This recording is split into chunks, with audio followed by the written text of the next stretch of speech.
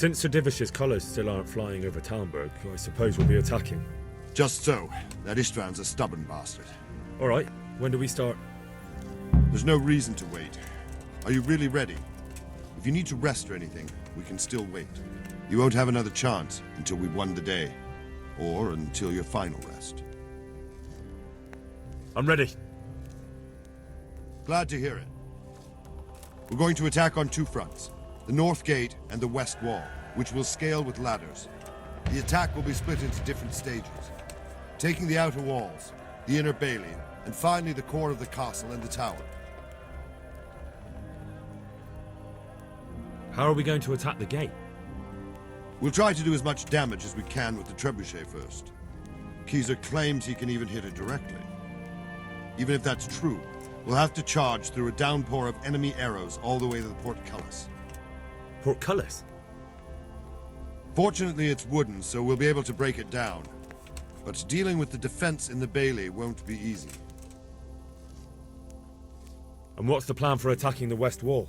First, we have to get men to the wall with ladders, which is no easy matter under fire, so we'll need as many men covering them as possible. As soon as the ladders are in place, our foot soldiers will run up and try to scale the wall. Once a few of them get to the battlements, we should quickly gain the upper hand. How will we take the battlements? Either by scaling the west wall, or our men at the gate will help. If they can break through, that is. And the inner bailey? That will be tough. Even if we get through the gate and into the outer bailey, we're still a long way from victory. The castle is designed so we'll be like hens in a coop to anyone with a bow on the inner battlements. We'll have to either fight our way through, or somehow get around them. What about the living quarters? There, I'm worried most about the hostages. Once we're inside, Istvan will know defeat is inevitable, but we'll still have to fight for each and every room. I think I've heard everything I need to know. Do you want to join the attack on the walls or on the gate? Remember, many of the Skalitz men will follow you. It could make a big difference. I'll help with the attack on the walls. I'm proud of you, Henry. You've changed from an insolent pup into a tough, reliable fighter. And as God is my witness, we will kick those whore sons' arses. A village lad and an old soldier? This man must be shaking in his boots. If he's not shaking, then he doesn't know what he's got coming. Just one last thing, though. No matter how good the plan is, something always gets fucked up. Keep your eyes open and take advantage of every chance. Help your comrades, and don't go rushing in where you're outnumbered. We have to take the castle gradually, one position after another. I'll remember that. Good luck to you, stripling. Good luck to you, old soldier. See you later.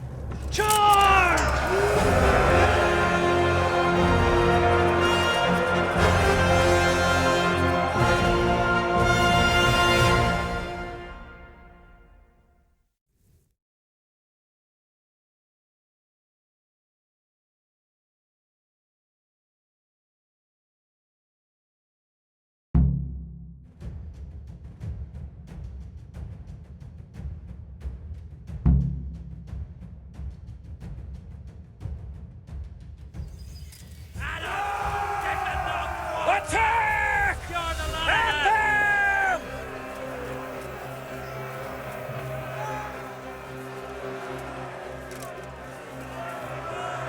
Shields, for fuck's sake! Cover yourselves! Wait till we raise the ladders!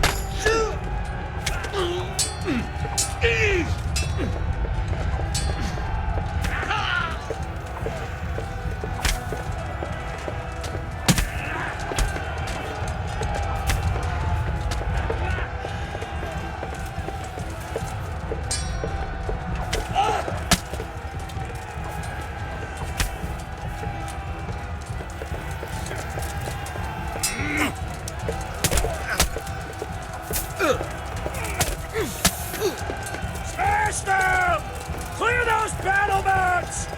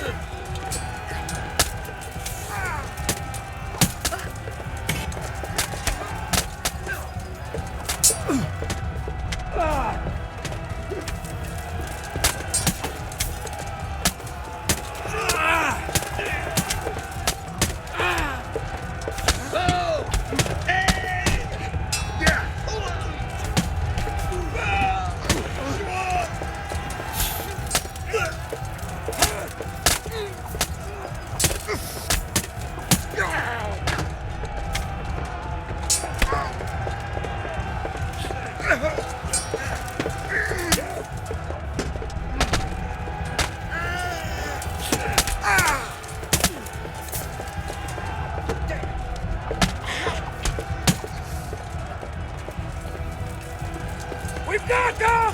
And now from the south! We'll charge them from the...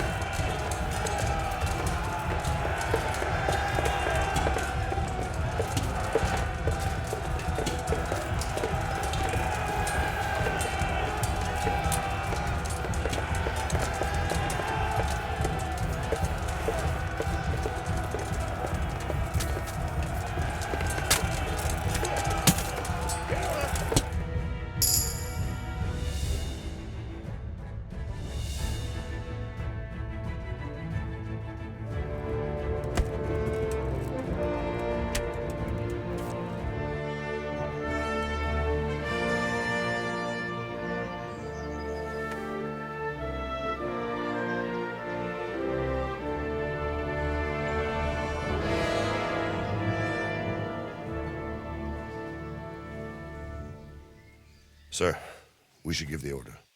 Let's see if Istvan Toth can worm his way out of this one. Don't tempt fate, Hanush. Istvan! It's over!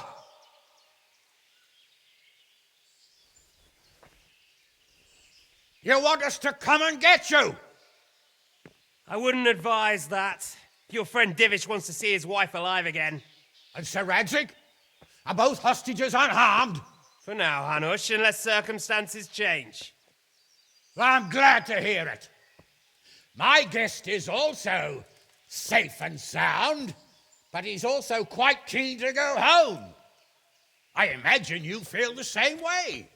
It's been a long time since you warmed yourself at your own hearth.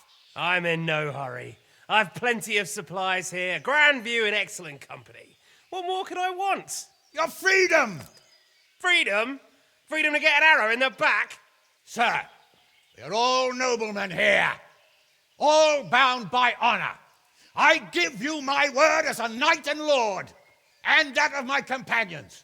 If you release Lady Stephanie and Sir Radzig, you may leave the castle with your men and go on your way unharmed.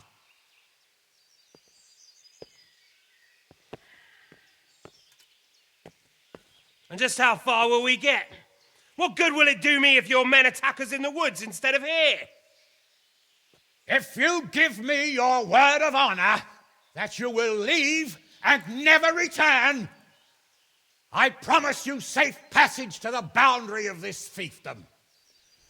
What happens after that is up to you and the will of God Almighty. Very well then, but I want a small safeguard. I'll give you her ladyship, but Radzig comes with me.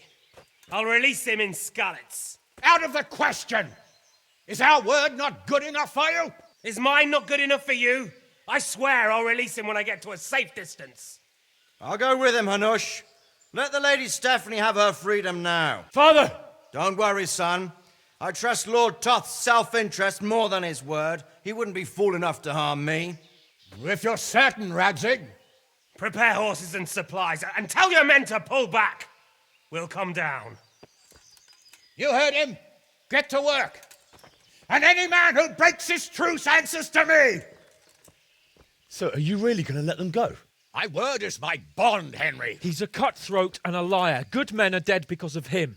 What's to stop us from skewering him as soon as he sets foot outside? Our honor. If you let him go, he'll do the same again. Or worse. God's justice will find him. And then he'll get a taste of my mace. If we break our word of honor, we have none. And without honor, we are nothing. Never fear. Your father will be all right. We'll hunt down those vermin yet.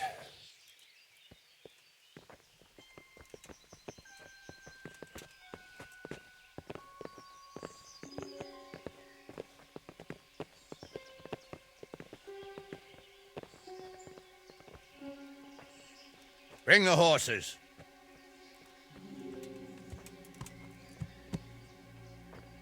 Here she is, as I promised. Not a hair on her head harmed. Divish! Stephanie.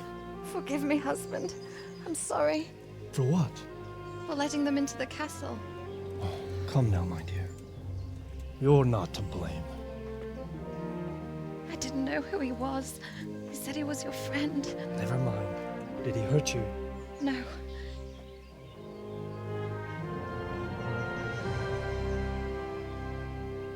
I hope your word can be trusted. Certainly more than yours. If everything goes as agreed, I'll set Radzig free in Skalitz. If anyone tries to follow us, I'll kill him. We won't. My apologies for keeping you from your father, but you'll see each other soon enough. Oh, I almost forgot.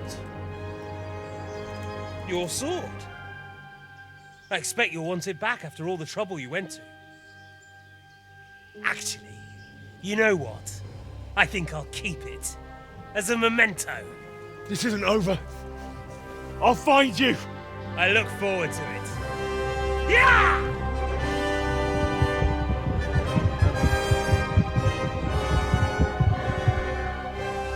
Quick! To the battlements! We have to see which way they go! Oh, they really are heading for Scallets. Mount up, Henry. You've heard what he'll do if we follow them. We're not going to follow them. We just have to collect your father. Or do you want him to walk back here when they release him?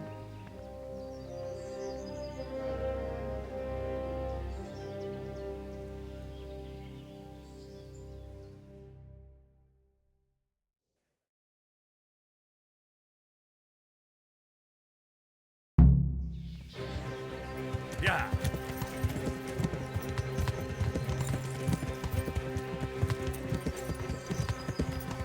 What will you do now? Not long ago, I only made plans 3 days ahead at most. Maybe I really could do something for Rattay and its people. Something really big. But there'll be plenty of time for that later.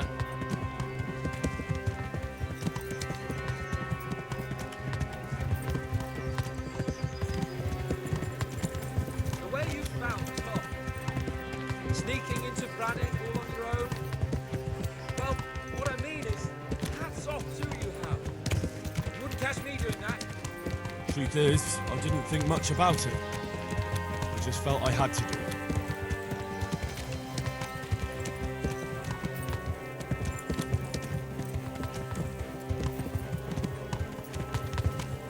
This is quite a turnaround, isn't it?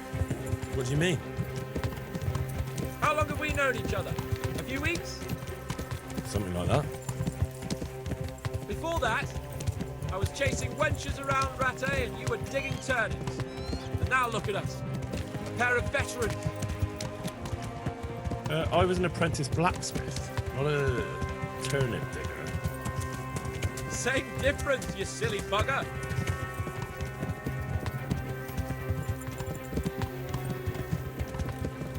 What should I say to him? Don't worry. It'll come to you. You'll see. Well, I just hope he'll be there. Alive.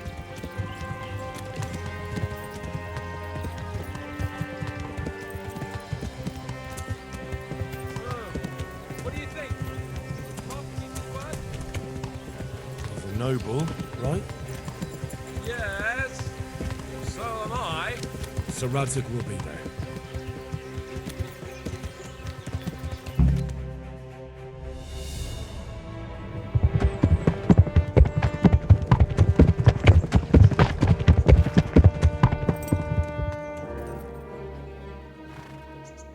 There's no sign of them. Move on.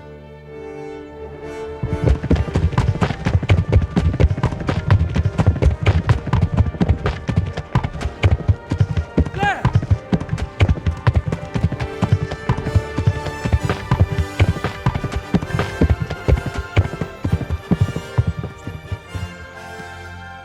I'm glad to see Istvan kept his word, sir.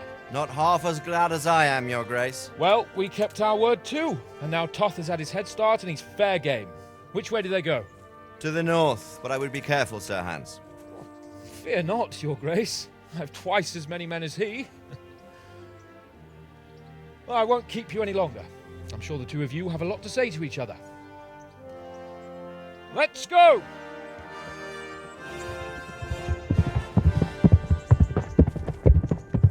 All right, Father. I am. They treated me quite decently. Although they did steal my horse, so I'll have to go back on foot.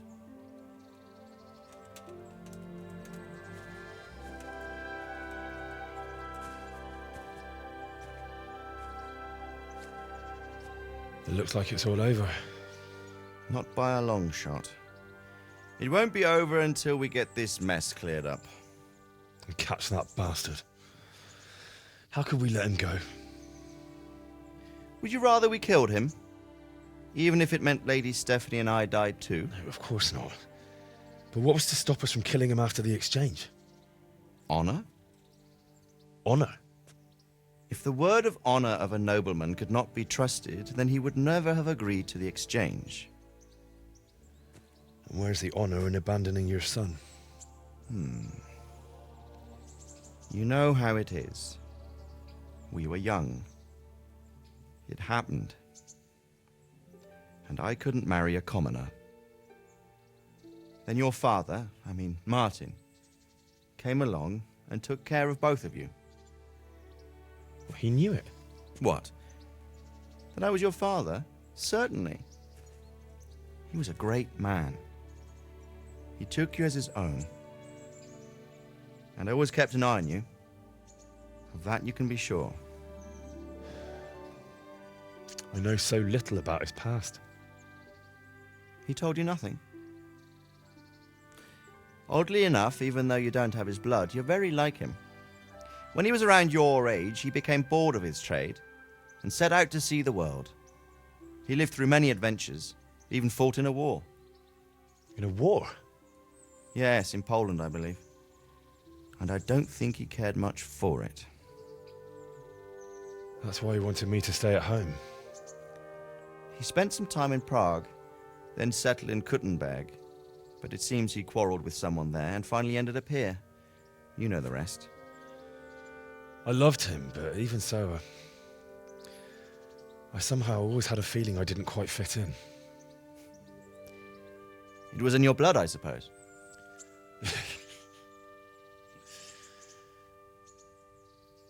I lost the one thing I had left from him.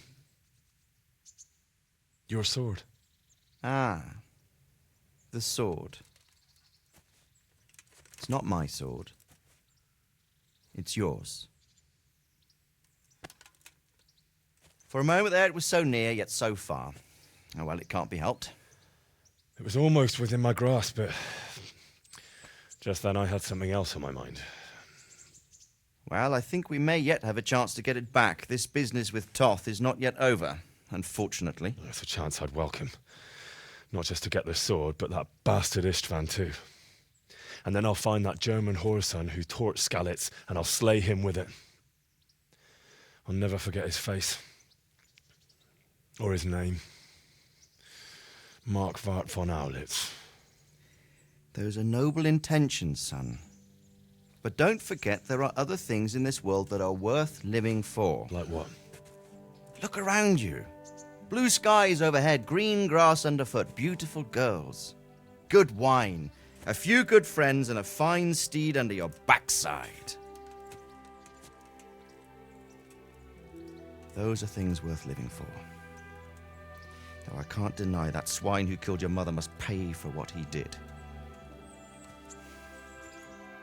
But it's better not to dwell too much on that at the cost of those other things.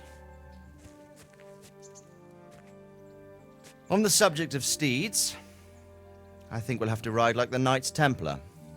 How's that? 2 up. One day I'll tell you how they got their seal. You can take the front.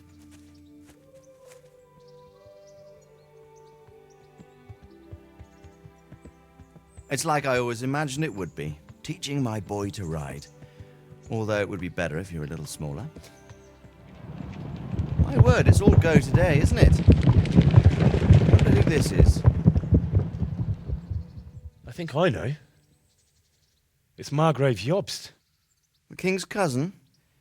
I wonder what he wants. I guess we'll find out soon enough.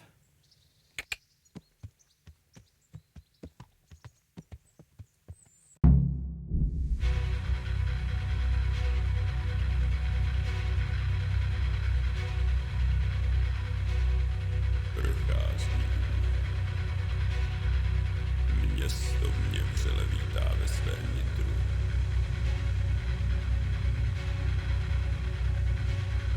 Nemusím nic skrývat.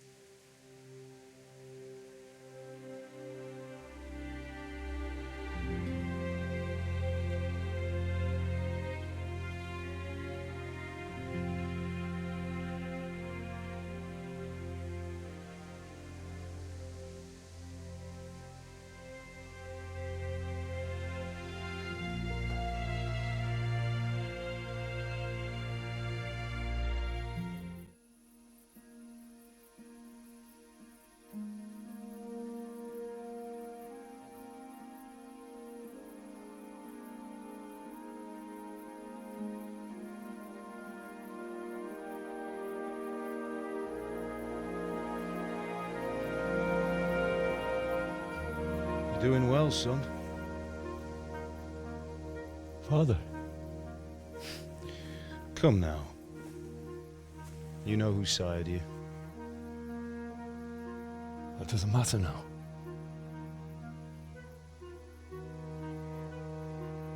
I miss you, Amar. I miss you very much. You'll be fine. We're proud of you. For what?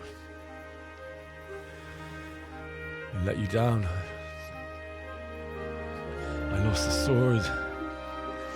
I let that bastard get away. Don't be so hard on yourself. There was nothing you could have done to save us.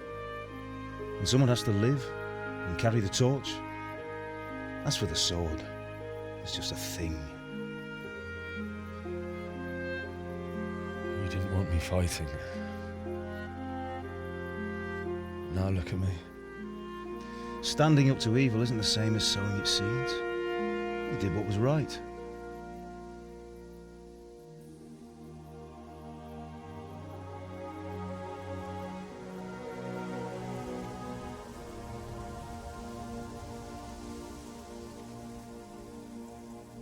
I have to leave you now.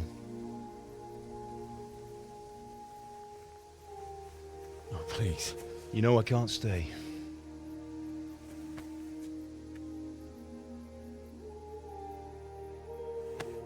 Will I ever see you again?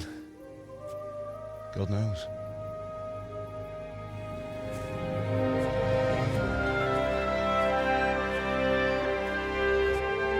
Make her proud.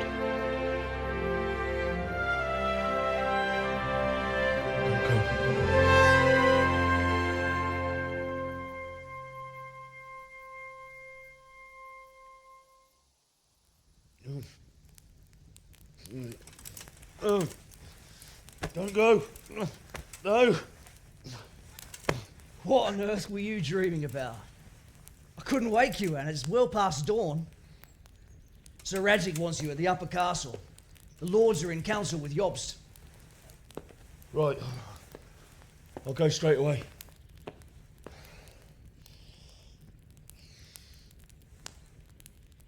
What is it? It's just... I don't know how to address you anymore. All of a sudden you're Sir Radzig's son, hobnobbing with lords and ladies. And here's me, as common as muck. Oh, give over, you idiot. Do I look like a lord to you? Not really. You're as much a lord as I am a nun. And I've never looked good in a habit. Get out of here! Or I'll have you clapped in the stocks.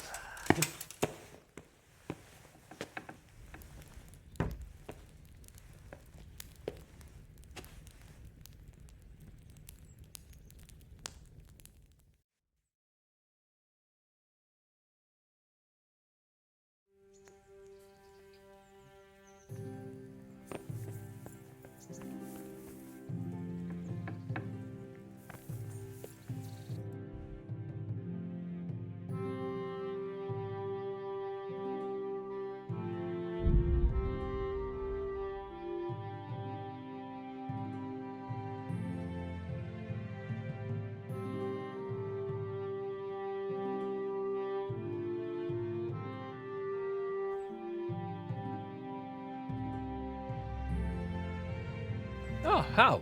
Are you going to the meeting with Margrave Jobst as well? I am. What about Istvan? I assume... That we didn't catch him? No. Because if we had, you'd be the first one to know. Have no fear. We'll get him eventually. I hope you're right. Anyway, let's go and see what Jobst wants from us.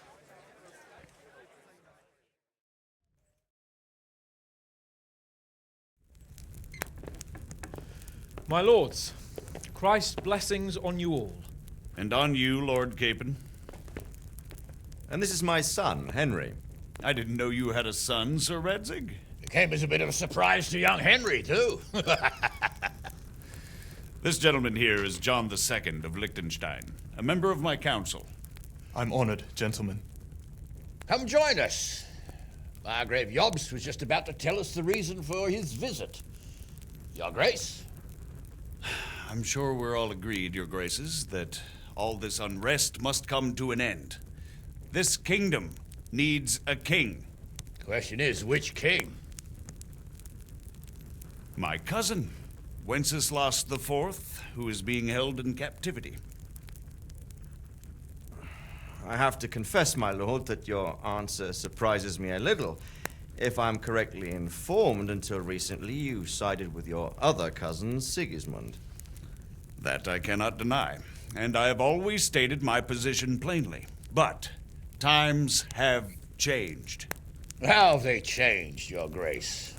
Sir, there is one thing on which we undoubtedly concur, that King Wenceslas, unfortunately, did not inherit his father's gift for governing. Sadly, his failures have cost Bohemia, the nobles, and our whole Luxembourg family a great deal of money and effort. How did the king let it go so far, damn it? It's in his temperament. He cares only for wine, women, and the hunt. A king, in fact, who never wanted to be king. Then why didn't he just let his brother have the crown? Young sir, the crown weighs heavy when there are duties to be performed, but to surrender it means giving up great privileges too. But he did surrender power to his brother. When things started getting out of hand, Wenceslas appealed to Sigismund for help in restoring order. What, you're saying Wenceslas invited him here? This is starting to make my head spin. Actually, it makes sense when you think about it. Sigismund wanted to re-establish the power of the whole House of Luxembourg. He thought if he helped Wenceslas win the imperial crown, in return his brother would help him become the king of the Romans, and leave the actual reign of Bohemia and the empire to him. Sigismund would govern, while Wenceslas could carry on doing what he was best at, enjoying the life of the imperial court. Why wasn't Wenceslas crowned Holy Roman Emperor long ago? He was already elected king of the Romans. All he had to do was go and let the Pope put the damn imperial crown on his head. Who knows? Maybe he'd prefer hunting and consorting with bathhouse wenches to spending time with the Pope. Well, so would I must admit. Sigismund's plan seemed sound enough, but it didn't quite work out, did it? It worked for a while. He and his brother reached an agreement. Sigismund took over administration of the kingdom and began planning Wenceslas's journey to Rome for the imperial coronation. But then Wenceslas realized he would just be a puppet with a crown.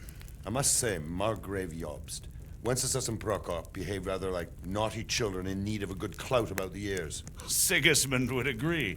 He was already planning his rule of Bohemia, and all of a sudden, the rug was pulled from under him. I'd say he lost his patience and decided he'd drag Wenceslas to the coronation kicking and screaming if he had to. Just like a naughty child, as you say. So he abducted him and your brother Prokop too, if I heard correctly. Correct. And you helped him do it, if I heard correctly. Yes, Your Graces, it's true. I was there when Sigismund abducted Prokop. I thought everything could somehow be settled, that we could make my brother see sense. But Sigismund just wanted to put an end to the dispute once and for all, whatever the cost. There was nothing I could do to stop him. And that's one of the reasons why I'm here.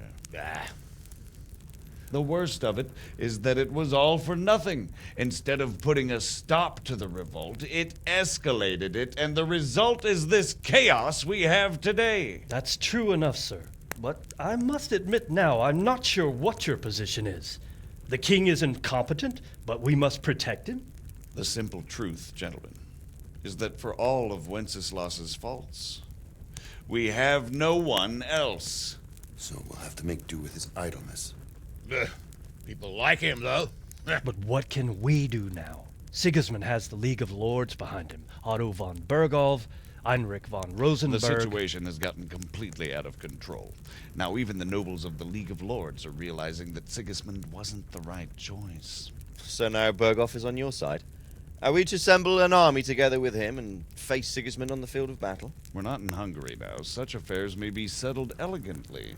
without unnecessary hostilities or expenses. I have negotiated an alliance with the Hungarian bishops, the Polish, and of course the Czech nobility, against Sigismund. Every day he is losing the ground under his feet, and that's why I need your help too. What kind of help, though? Sigismund has a massive army, and Rosenberg, Berghoff, and Prague are behind him. Do you have an army you could face him with? But that's not what I mean at all. There's been a revolt against Sigismund in Hungary, partly due to my efforts, and now he'll have to choose whether he wants to gain the Bohemian crown, which is a very risky enterprise, or hold on to the Hungarian one. He can't have both. And there's a tough struggle awaiting him in Hungary. I'm not sure he'll win, and Rosenberg and Berghoff know it too. They're not stupid. If the Bohemian nobility stands together, they will turn. We are men of little consequence, Margrave. Radzig here lost everything because of his alliance with Wenceslas. Sir Divish came within a hair of the same fate. Even Rattay is defenseless against Sigismund and the League of Lords. What's more, Your Grace, King Wenceslas languishes in captivity in Vienna. He can't rule too well from there. And what do you propose? To sit with your arms folded till the Bohemian lands are turned to ashes like Skalitz? We have to put a stop to this senseless war!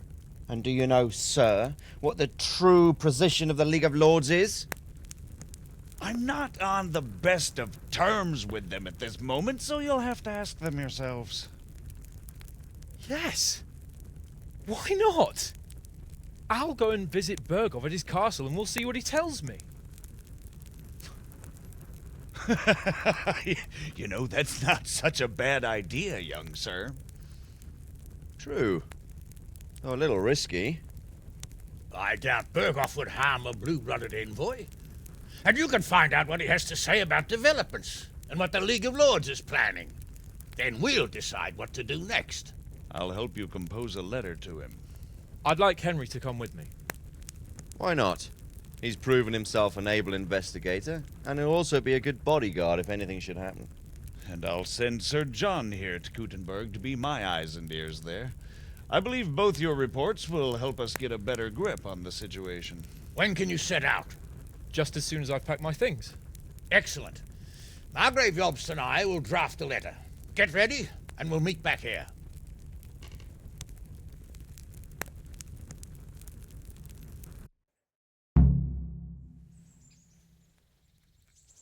I expect it would be best to write it with your name as Lord of Lipa. So, it looks like you're off on a mission. Yes. I can't wait. I don't want to dampen your spirits, my boy, but watch out. These are evil times, and who knows what can happen along the way. Not to mention that Berghoff is no saint. Don't worry. I know. You've shown you can fend for yourself, but do take care. You'll be traveling as Lord Capon's bodyguard. You'll be there to make sure nothing untoward happens to him. Keep your eyes peeled and your ears wide open. What Berghoff tells you is one thing, but what you see may be quite another. Rest assured, Father. And don't get embroiled in anything else. Just hand over the letter, hear out his reply, and return. Yes. Very well. Berghoff is at Trotsky Castle. I think you'll find it quite an eye-opener. It's one of the finest castles in the land. It's 3 days' ride from here, so unless you hit a snag along the way, you'll be back soon enough. Any questions? I'm getting a bit lost in the Luxembourg lineage. It all seems a bit too tangled. The Luxembourgs have ruled the Empire and Bohemia for almost 100 years now. Emperor Charles brought this land to prominence. When he was in power, things had never been so good. Wenceslas and Sigismund are his sons, but by different mothers. Jobst and Prokop are their cousins. They were entrusted with governing Moravia. But instead, they've been in a bitter armed feud for years, and now Sigismund's fallen out with Wenceslas. Wenceslas also had another brother, the youngest, John of Görlitz, who was most probably poisoned. They seem like a hot-blooded lot. It's hard to keep up with their affairs, since they tend to change their alliances from one day to the next. Who is he really, this Jobst? The cousin of King Wenceslas? He's the Margrave of Moravia. I admit I don't know what to make of him myself. Until recently, he was allied with the League of Lords. For a time, he even served Rupert of the Palatinate against the king. And now suddenly, he's reversed his position. I don't know what led him to do it, and one can't help being suspicious. It's best to keep a watchful eye on him. But he really is the leader of the resistance against Sigismund these days. We'll just have to see how it all turns out. I'm a bit concerned so many people seem to think so little of King Wenceslas. You knew him, didn't you? What's he really like? Well, there's no straightforward answer to that question. He certainly makes a great hunting and drinking companion, but he can be very fiery and impetuous when things don't go how he'd like them. He never had much of a head for high office. He finds it tiresome. But once a man's grasped the scepter, it's hard to let it go again. You can't just abscond. You've seen for yourself what happens when he disappears for a few months. Better a bad but legitimate king than a bloody war over the throne. Who is this Prokop that Job spoke of? Jobst's brother, the king's cousin. He and Jobst warred over Moravian supremacy for years. Then they were allies for a while, betrayed Wenceslas and sided with Rupert of the Palatinate.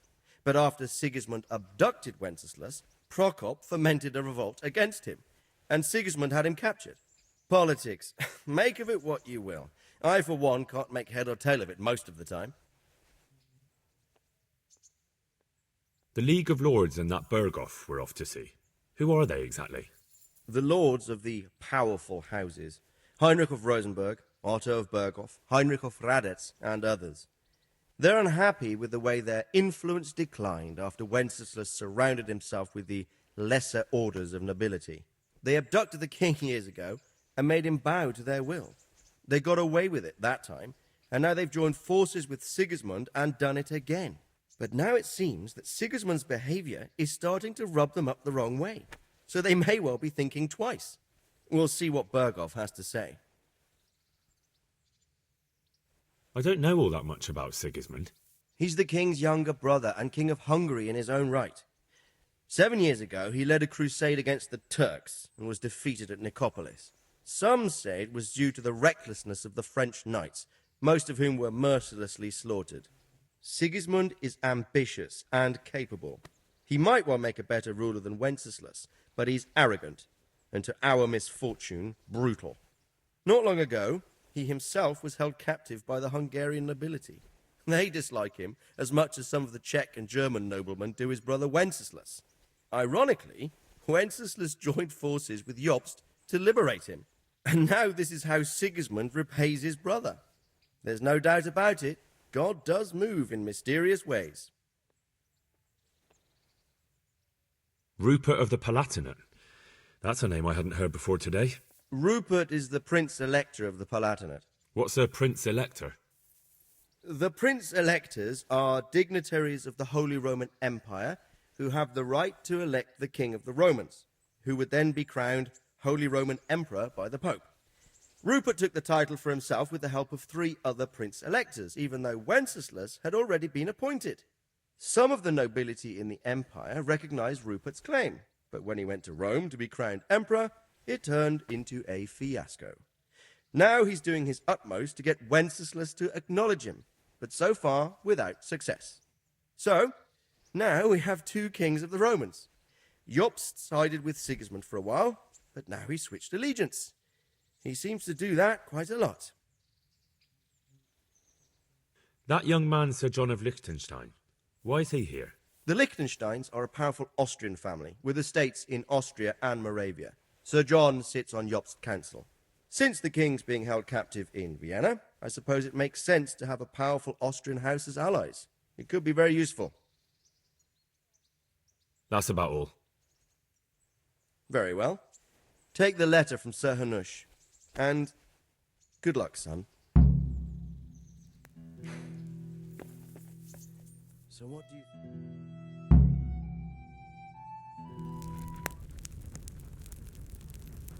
I believe we have written it well, gentlemen. Without a doubt. No one could deduce from this whether we are Sigismund's allies or foes. I must travel back to Brno now, but soon I will go to Brandenburg and I will stop here on the way back. By then, Sir Capon should be back and we can discuss how to proceed. Right. Before you leave, my lord, there is one thing that gives me no rest. Why did Sigismund come as a foe? It makes no sense. If I may, sir, I think I can explain. Oh, please enlighten us, young sir. I live not far from Hungary, where Sigismund reigns. It is a savage country, and the constant war with the Turks has hardened the people. They need a monarch with an iron hand. So when Sigismund felt the wind of revolt, he reacted as he would at home. Only what works on the Hungarian nobles does not work here in Bohemia. Bringing order is one thing, but slaughtering and pillaging with a horde of barbarians quite another. What purpose does that serve? But Sigismund did give the Bohemian nobles a chance to take his side. It was only when they refused his ultimatum that he lost patience and took to the sword. As for the barbarians, he could afford nothing better. The Hungarian nobility would gain nothing from joining his campaign in Bohemia. He didn't have enough coin for a regular army, and so he recruited the Cumans. What he does not pay them, they make up for in plunder. But in the end, he didn't have enough to even satisfy the Cumans. That's why he raided Gutenberg and Skalitz. He wanted the silver. That makes sense.